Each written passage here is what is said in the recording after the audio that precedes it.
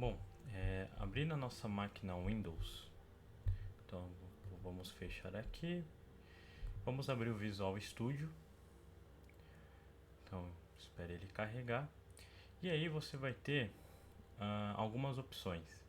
A opção que a gente vai selecionar é criar um projeto.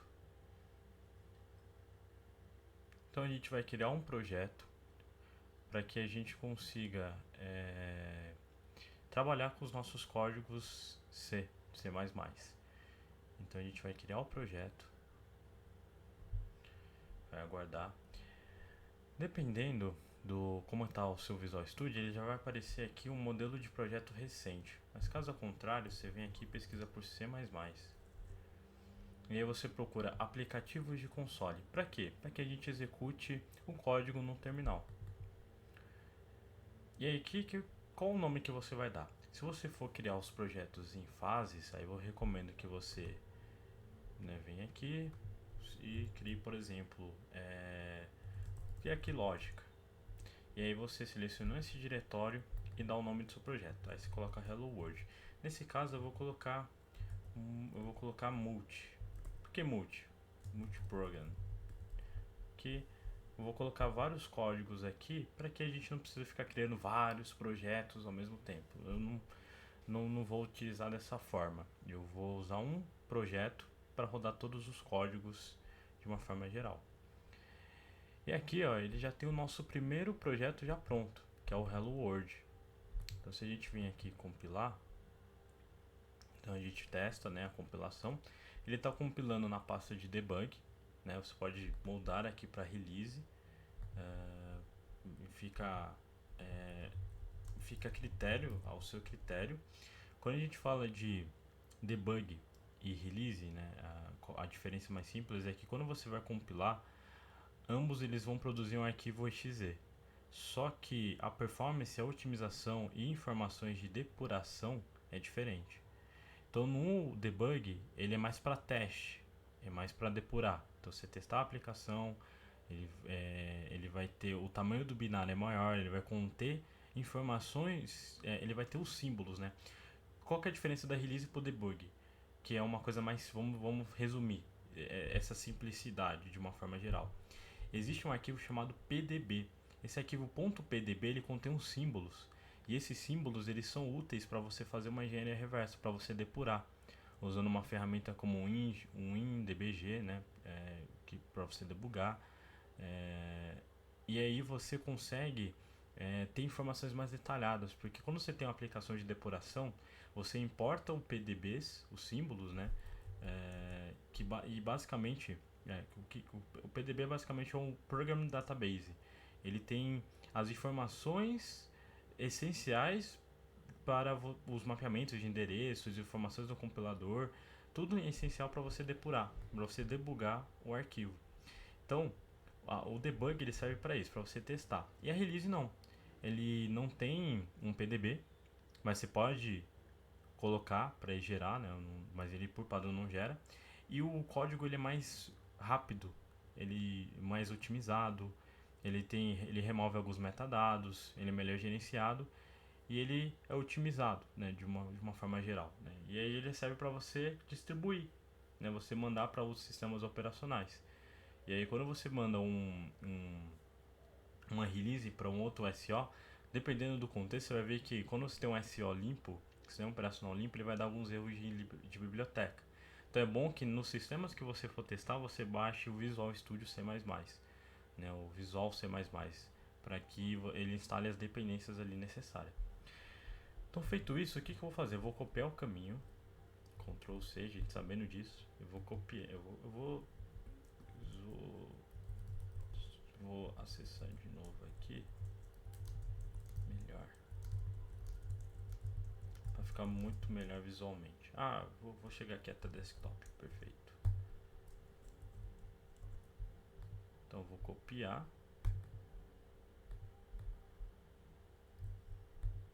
e vou colar. Aí aparece o nosso primeiro Hello World, né?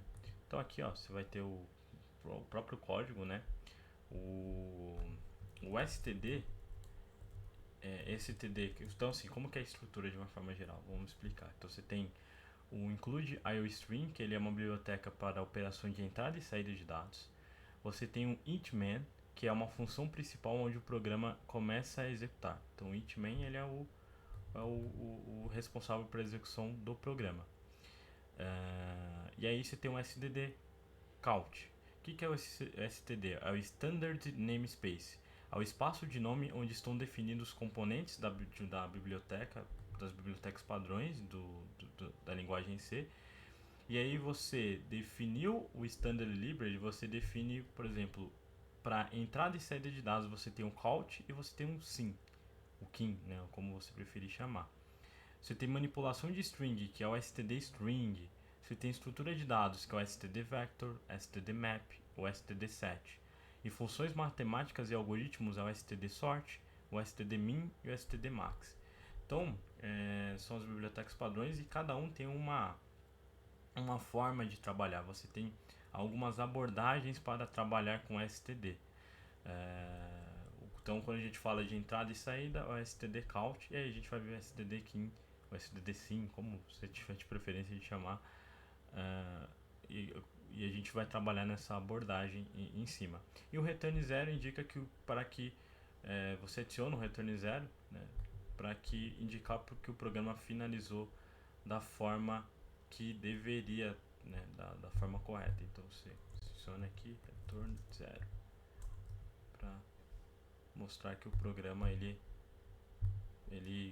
executou e ele concluiu da forma que ele deveria, sem nenhum erro aparente ali de execução. Então o STD ele é muito importante, né? Quando a gente fala de ele contém as bibliotecas padrões do C++ com algumas funções essenciais e evita e a gente consegue trabalhar com entrada e saída de dados, com containers e com muitas outras, né? Então ele meio que simplifica, né? Perdão, esse trabalho, né? Com a linguagem C++. Senão a gente poderia vir aqui e colocar printf hello world printf e aí a gente fechar aqui, né? Não que esqueça do ponto e vírgula. E aí a gente compila e executa. E aí você tem o hello world printf e o hello world, né, com exclamação. E o /n para quebra de linha. Então não posso esquecer aqui. E é isso. Então, de uma forma geral, você tem esse carinha aqui que ajuda a trabalhar com manipulação, com bibliotecas padrões, manipulação de entrada, saída de dados e afins. E aí, a gente vai começar aqui por ordem, né? Vamos trabalhar por ordem a parte dos códigos em si, para justamente a gente conseguir cobrir todas as operações, toda a parte lógica do código. Então a gente vai trabalhar, por exemplo, com declarações de variáveis agora. Então a gente tem um código que é já pronto, né? Então o código que a gente tem, que é esse daqui. E uma coisa interessante que eu não expliquei, né? Deixa eu dar o Ctrl Z. Quando a gente fala de comentar um código, a gente coloca duas barras, né? Quando a gente quer comentar um código por inteiro, então eu coloco barra, asterisco, e aí para encerrar o asterisco barra. E aí eu consigo comentar, deixa eu colocar aqui, uma X quantidade de linha. Aí a próxima linha eu consigo trabalhar da forma que eu quero. Então vamos deixar assim só para ficar como um exemplo. E aqui eu vou trabalhar agora com código de declaração de variáveis. Então como que a gente declara a variável? Então a gente tem a variável do tipo int, que é inteiro, números inteiros, o float, que é para números decimais, números quebrados, né? 2.0, 1.0, 1.1, 3.14. O char, que é de caractere, então quando eu quero trabalhar com um único caractere. O std string texto, né, onde a gente trabalha com uma cadeia de caractere, então aqui eu já estou passando uma string, que era um texto mais completo.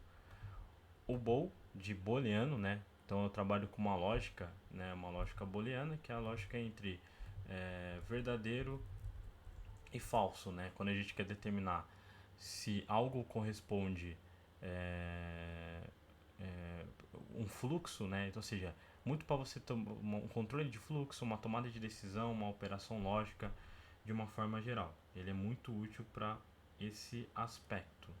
Então, e aqui no final você tem a saída. Então você tem o std count. Aí, quando a gente fala setas, quando você coloca duas setas viradas para esquerda, significa que a gente está jogando uma saída de algo, né? Então o que é a saída? Então eu estou passando um texto e aí estou jogando para std count a saída do texto inteiro e do que está armazenado na variável inteiro. Então aqui eu estou jogando e aí eu estou colocando também o /n para que ele faça a quebra de linha. Então eu estou jogando dentro de uma saída. Então se eu fosse para cá, eu queria que o std count jogasse algo, né? Ele jogasse para mim algo para uma variável, um operador, é um operador simples, né, de entrada e saída. Então, quando o operador que a gente utiliza muito, né, então a gente está enviando o texto para a saída padrão do std count, aqui a gente está enviando o texto, e quando a gente fala de para a direita, a gente está pegando o valor que foi digitado e armazenando dentro de um conteúdo, dentro de uma variável, para depois a gente chamar o std count e jogar a saída para ele. Então a gente vai ver isso mais daqui a pouco. Mas aí a gente está fazendo esse mesmo para o inteiro, para o decimal, para o caractere, para o texto e para a parte lógica. Se a gente compilar ele, e lembre-se, né, sempre manter a biblioteca IOStream para trabalhar, para manipular a entrada e saída de dados. Então a gente faz isso só, e aí a gente tem uma lógica. Então 0 é false e 1 é true. Então ele tornou 1, que é true, que a gente colocou aqui true. Se eu colocasse false, ele me traria um outro resultado em específico aqui. Então, ó, traria 0. Então isso é um exemplo de declaração de variável, como a gente pode estar trabalhando com declarações de variáveis. Então a gente usa uma biblioteca de entrada e saída para exibir diferentes tipos de variáveis. Eu tenho a biblioteca IOStream, eu tenho a função principal, que é o main, né? E aí a gente tem a nossa lógica com std para a gente trabalhar. Então, e um ponto interessante, o motivo de usarmos o int main é porque o padrão C++ exige que o main retorne um valor inteiro para indicar o status de uma execução ao sistema operacional. Por isso que a gente usa o int main ali na linguagem C++, de forma resumida. E aí o que a gente vai trabalhar também? Com a parte de operadores. Então a gente tem operadores para manipulação de dados, diversos tipos de operadores. Então posso aqui apagar aqui, deixa eu colar até aqui. Então a gente tem diferentes tipos de operadores. E aqui a gente tem a biblioteca, deixa eu dar um return 0. E eu vou fechar esse carinha aqui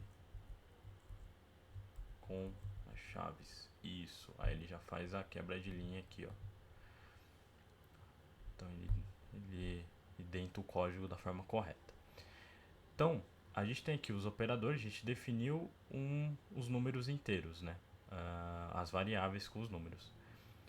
Aqui, a gente tem a saída, né?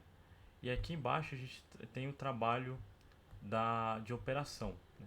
O que eu vou fazer? Eu vou até tirar esse carinha aqui e vamos manter somente os operadores. Então a gente já sabe que temos os operadores operadores de saída, né? Que são esses operadores de entradas, que é as setas para a direita. Agora a gente vai falar sobre a parte de soma. Então eu declarei uma variável int a é igual a 10. Então a variável a tem o valor 10 e a variável B tem o valor 3. O que eu vou fazer? Eu vou usar o sinal de mais, o sinal de menos, o de vezes, que é o asterisco, o de divisão e o de porcentagem, que é o resto, né? O resto de uma divisão, para a gente fazer aqui uma simples calculadora. Então, já que eu defini os números, a gente vai compilar e a gente vai ver o que é. Por exemplo, na soma, variável A, 10, mais B, que é 3. Então, 10 mais 3, a gente vai ver qual que é o resultado. Aí ele vai quebrar uma linha e vai nos trazer o resultado. Vou executar de novo, né? E aí, ó, ele deu um espaçamento e nos retornou o resultado. Então aqui, 13. Então, 10 mais 3 é 13. A, que é menos B, ou 10 menos 3, 7. E aí também tem a multiplicação, tem a divisão e o resto da divisão, do número dividido. Então, o que, de uma forma geral, a gente fez aqui? A gente usou operadores matemáticos para fazer o cálculo de um valor. Então, com base nisso, a gente faz operações matemáticas. A gente pode declarar uma variável e faz operações matemáticas para a gente entender os cálculos que a máquina faz com base no valor que eu passei ali dentro de uma variável. Isso acaba se tornando muito útil, né, de uma forma geral. Então, a gente consegue até melhorar esse código ou trabalhar esse código de outra forma usando o stdsim, né, que é a parte de entrada de dados. Então deixa eu até pegar aqui o código para vocês entenderem um pouco melhor. Então a gente tem um código aqui completo.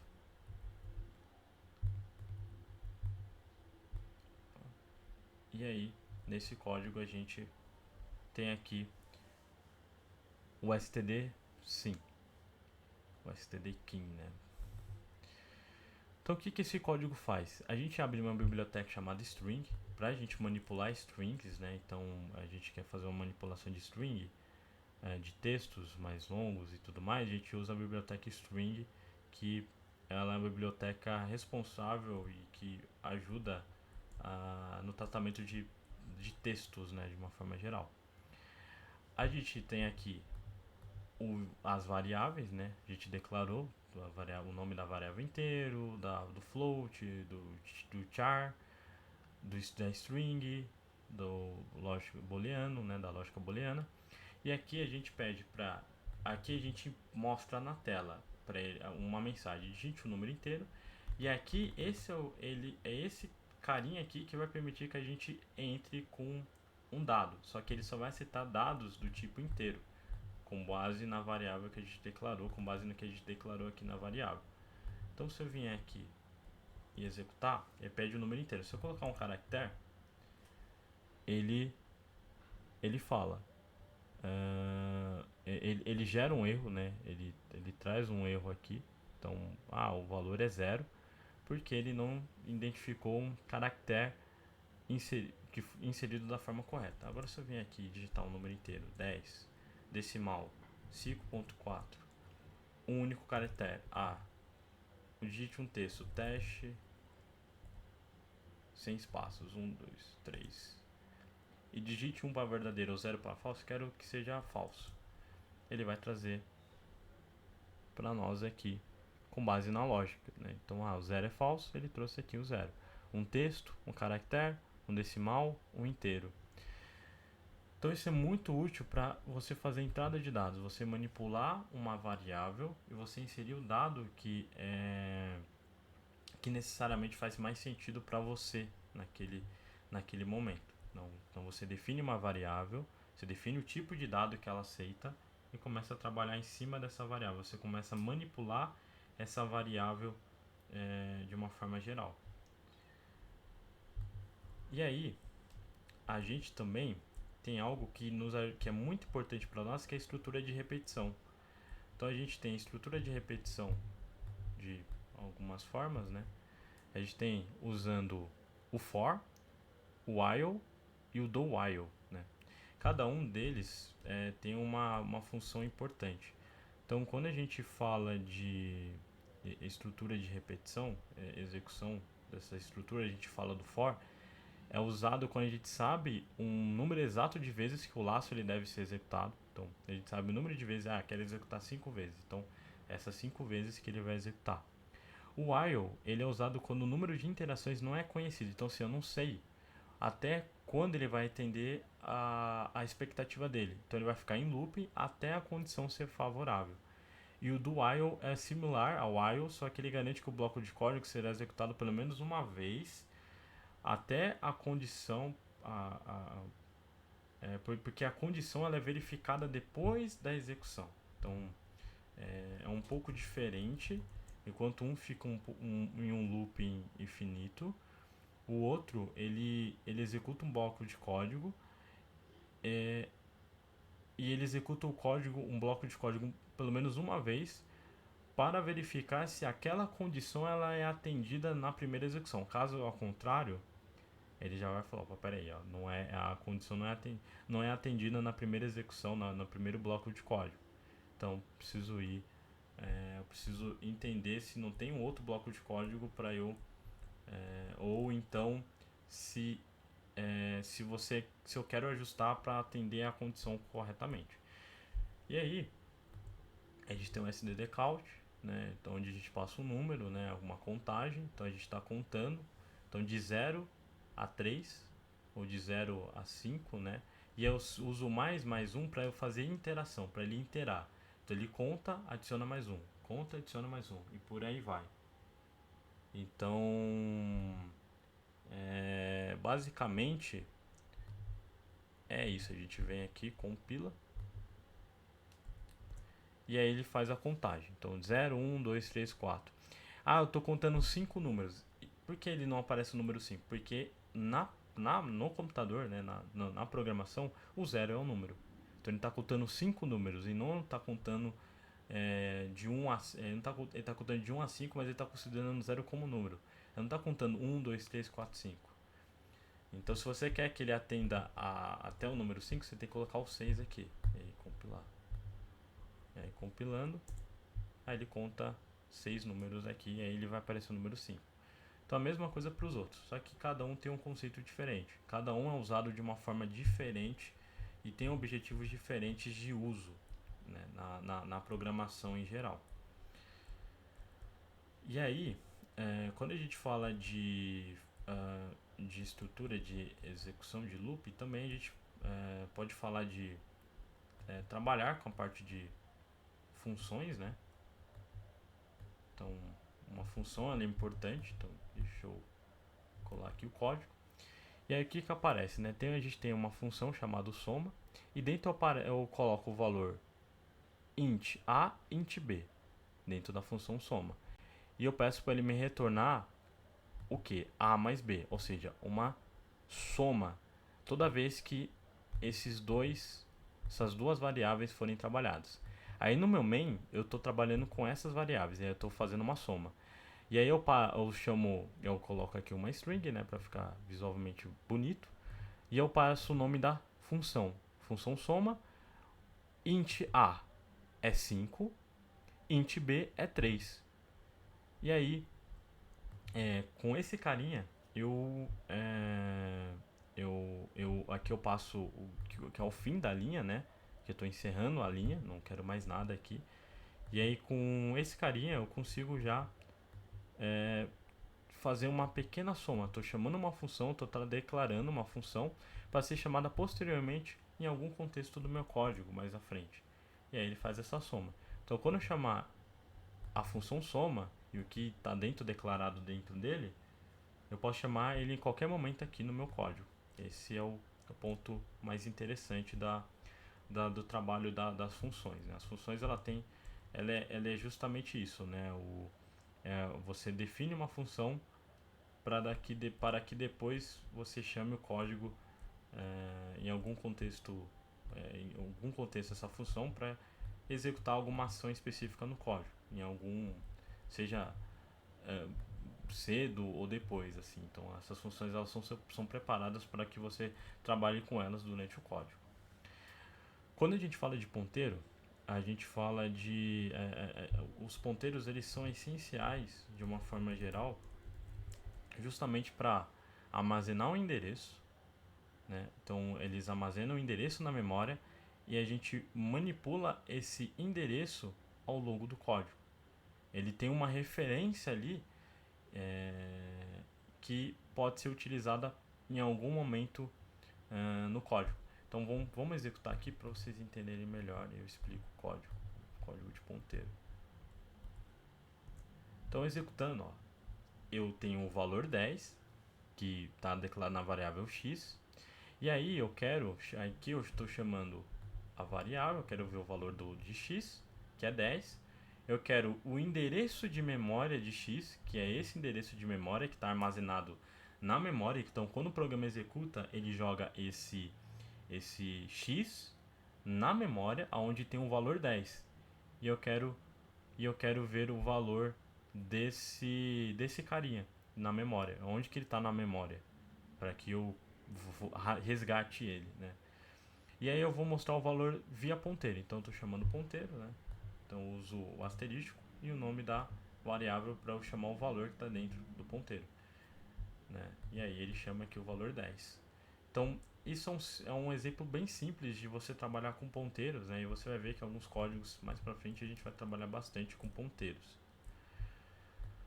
Aí a gente também pode estar trabalhando com manipulação de memória. Manipulação de memória é fundamental. Então a gente tem um ponteiro e aí a gente aloca uma memória, um valor, né? Aloca uma memória para um ponteiro. A gente está alocando aqui uma x quantidade de bytes. Então o new ele aloca memória dinamicamente quando necessário, né? E aí aloca um valor inteiro. Então o valor inteiro 42. Né? Aí se eu quiser resgatar o valor alocado, eu passo aqui o nome do ponteiro. Então aqui eu abro o ponteiro int, aí eu estou abrindo o ponteiro e aqui eu resgato o valor do ponteiro. Então vamos executar para vocês entenderem. Então o valor alocado é 42. Então eu tenho 42, o valor de 42 alocado. E aí depois que ele aloca o valor, o que ele faz? Ele usa o delete para liberar a memória. Então eu não quero que fique alocado, armazenado um ponteiro na minha memória. Eu quero que ele execute, no momento que ele executar, fez o que ele deveria fazer, ele libere a memória para que não fique lá consumindo memória RAM e aumente o disco, né? Então esse é o ponto principal aqui do gerenciamento e manipulação de memória. E aí a gente pode também trabalhar com classes e objetos, né? Classes e objetos de uma forma geral. Então a gente vem aqui, cola o código. E aí o que a gente está primeiro fazendo? A gente está definindo uma classe. Então classe pessoa. Dentro dessa classe tem um atributo público que armazena o nome da pessoa. Então você tem um atributo público que armazena o nome. Então a string e o nome da pessoa. E além disso, você tem um método que imprime uma mensagem personalizada dizendo: olá, meu nome é, e aí o nome da pessoa que eu quero que retorne aqui quando eu chamar o dizer olá. Então ele vai chamar o que tiver aqui dentro, que é o nome da pessoa que eu vou passar durante o main, durante a execução do programa. Então dentro da função principal, eu já tenho um objeto, já tenho uma classe criada, pessoa. Aí o que eu faço? Eu chamo, eu crio uma variável, eu chamo a função, o objeto, né, pessoa, e eu passo aqui o nome da classe, pessoa. Então estou chamando pessoa e eu quero começar a trabalhar em cima dessa classe. E aí, eu chamando o atributo e eu chamando o método, né? Aí faz com que o meu programa comece a exibir as mensagens que eu quero trabalhar. Então eu quero trazer o nome. O nome João, por exemplo. Então passo pessoa.nome, que é essa string aqui. E aí ele sempre vai me retornar essa mensagem. Então, por exemplo, eu vou executar aqui. Opa, deixa eu compilar para ficar mais fácil. E aí eu trago, eu retorno, eu imprimo o que tiver dentro de dizer olá, quero que ele traga. Poderia especificar alguma coisa aqui que eu quisesse que ele para ele trazer, mas como eu não declarei nada, eu só uso aqui os colchetes, abro e fecho e deixo ele trabalhando. Então venho aqui, executo e aí fala: olá, meu nome. Aí, como tem os caracteres aqui, deixa eu mudar, que faz essa quebra aqui.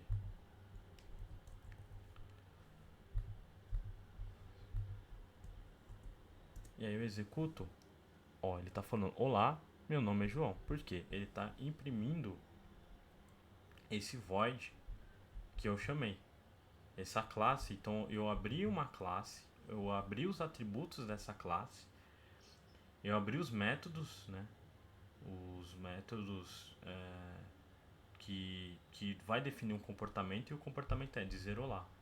Então eu tenho um objeto que é um nome, eu vou passar esse nome depois, e eu quero que, com base no nome, ele me diga o comportamento que ele vai trazer com base no dado que eu passei antes. E é isso. Ele diz o meu nome aqui, João.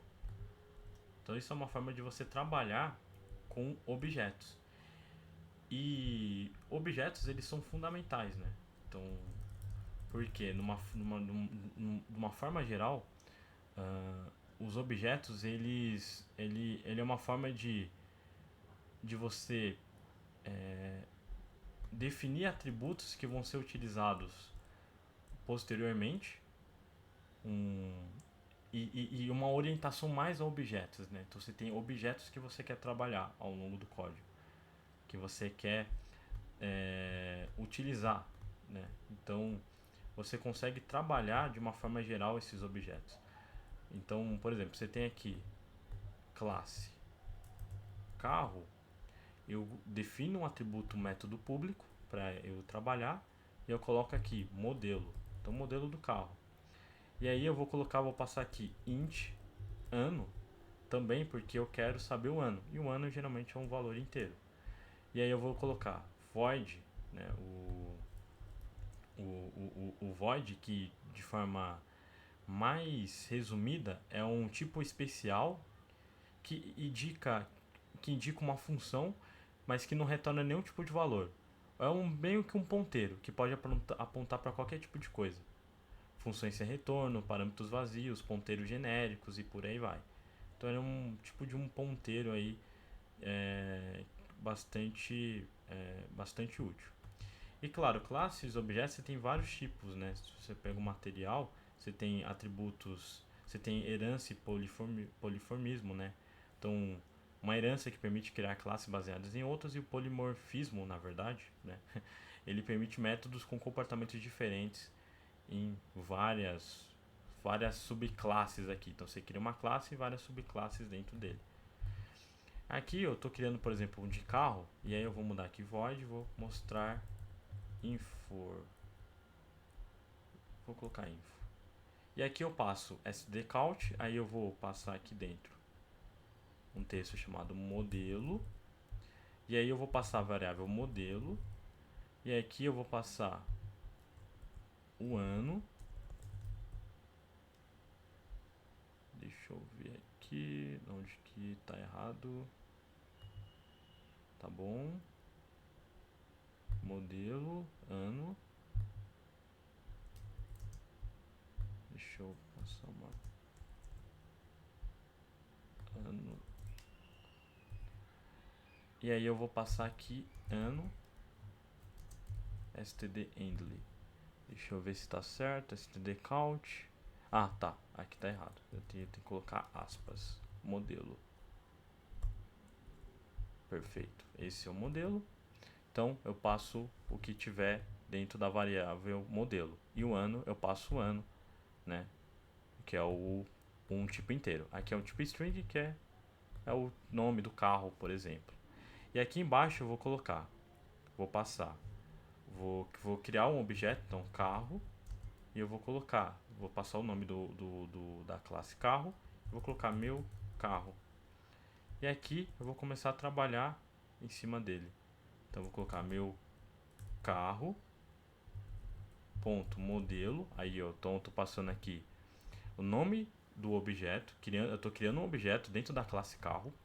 Então qual o nome do objeto dentro da classe carro? Meu carro, nome do objeto, meu carro.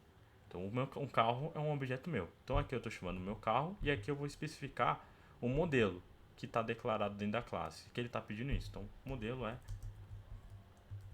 Porsche.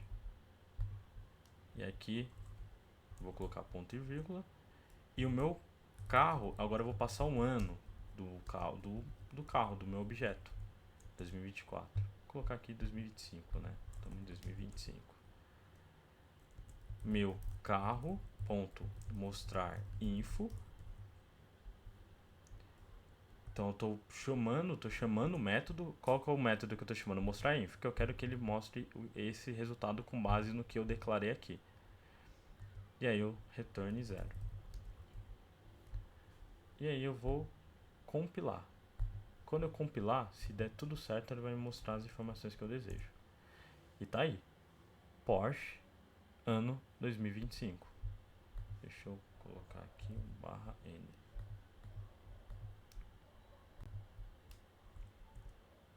Ah, tá. Quebrei errado. Aqui não é aqui. Ok.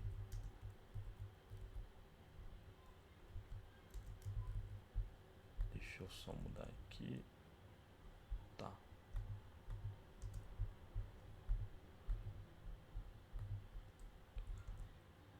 Ah, tá. Eu não quebrei no lugar certo também, né?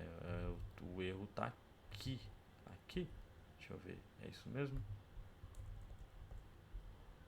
Vamos ver. Aqui não posso esquecer, né? Vamos ver se tá tudo certo.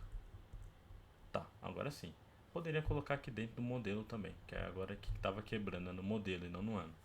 Então é isso. É assim que você trabalha com objetos, com classes. Tem várias formas de você trabalhar também diferente, como eu falei, com herança, poliformismo, né?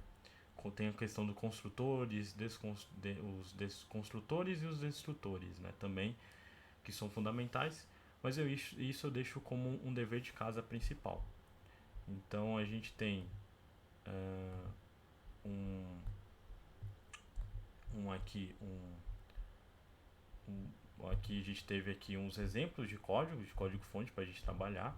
Aqui estão os códigos fontes, algumas explicações com alguns detalhes e tudo mais que você pode estar pegando aqui com mais riqueza de detalhes e pegando materiais. Também tem recursos sempre lá no final da página, que sempre no final do arquivo, que vai te ajudar também a você entender um pouco mais sobre linguagem C++.